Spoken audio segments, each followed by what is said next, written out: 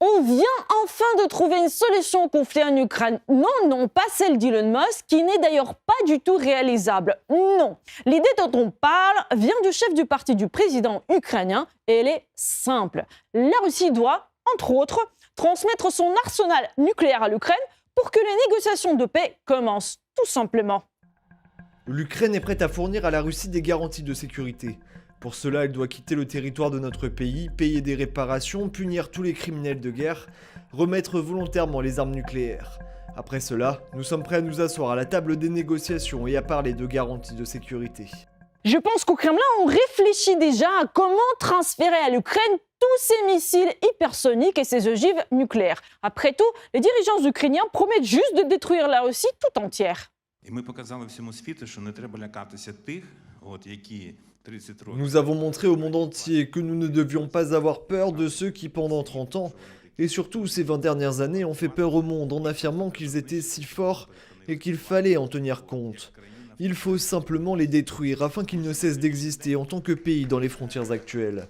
Parce qu'aujourd'hui, la Russie est l'un des rares pays qui possède des colonies sur son territoire, qui a détruit un grand nombre de peuples, de langues, de cultures et de traditions. Ils ne sont que des barbares. Et quand on dit que nous devrions nous asseoir à une table avec ces barbares et leur parler de quelque chose, alors je considère que c'est indigne de notre peuple. C'est la première chose sur laquelle je voudrais attirer votre attention dans ce forum. Et si l'on écoutait les déclarations du côté de ceux qui alimentent cette guerre à coups d'armement et de gros billets verts?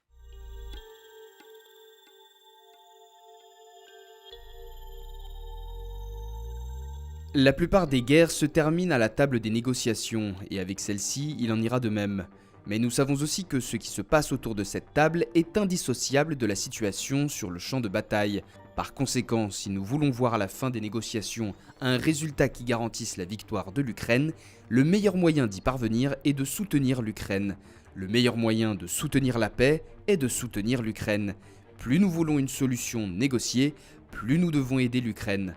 Étant donné la manière dont la Russie mène cette guerre, rien n'indique qu'elle veuille négocier de bonne foi. On s'arrache un peu les cheveux pour comprendre, bien que le secrétaire général de l'OTAN semble avoir une idée très personnelle de comment arriver à un accord de paix durable. Cela peut sembler paradoxal, mais le fait est que le meilleur moyen de parvenir à une paix durable en Ukraine est de lui apporter un soutien militaire. Logique, Orwell nous avait prévenu, la guerre, c'est la paix. Il y a aussi la fameuse antienne du froid utilisé comme une arme. President Putin is trying to weaponize winter.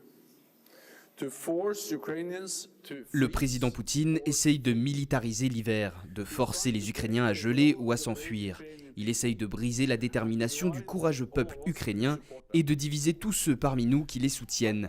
Mais notre réunion ici à Bucarest envoie un message fort d'unité de l'OTAN et de soutien durable à l'Ukraine. L'OTAN n'est pas partie pour la guerre, mais nous continuerons à soutenir l'Ukraine aussi longtemps qu'il le faudra. Nous ne reculerons pas.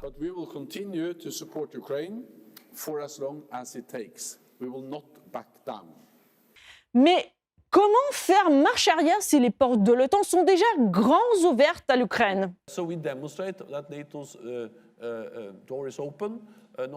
Ainsi, nous montrons que la porte de l'OTAN est ouverte non seulement en parole, mais aussi en actes, et cela fait partie de la décision que nous avons prise à Bucarest. Ensuite, nous avons également pris une décision concernant spécifiquement l'Ukraine, et nous nous en tenons à cela aussi, à l'adhésion de l'Ukraine. En même temps, l'objectif principal est maintenant de soutenir l'Ukraine, de faire en sorte que le président Poutine ne gagne pas, mais que l'Ukraine prévale en tant que nation indépendante et souveraine en Europe. Une dernière déclaration qui a provoqué un message enthousiaste du côté de Moscou. Le secrétaire général de l'OTAN a proféré que l'Ukraine gagnerait en tant qu'État indépendant souverain. Mais il n'a rien mentionné à propos de son intégrité territoriale. Comme si elle allait gagner, mais apparemment, en réduisant considérablement les frontières de son indépendance, et tout souverain va s'asseoir à la table des négociations. C'est déjà du progrès. Sauf qu'il faut rappeler que, selon des sources ukrainiennes, la guerre se serait terminée en avril dernier, si Boris Johnson n'était pas intervenu pour mettre un peu d'huile sur le feu.